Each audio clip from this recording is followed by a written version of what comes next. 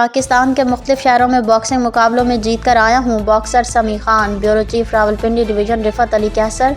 گزشتہ روز پاکستانی باکسر سمیع خان سے سینئر صحافی اور chairman Tarnol Sangjani press club Rifat Ali Qaiser سے خصوصی گفتگو ہوئی، جس میں ایک سوال کے جواب میں سمیع خان نے کہا، میں نے پاکستان کے مختلف شہروں لاہور، پشاور، کوہاٹ اور دیگر میں باکسنگ مقابلوں میں حصہ لیا اور اللہ کے کرم سے جیت کے آیا ہوں۔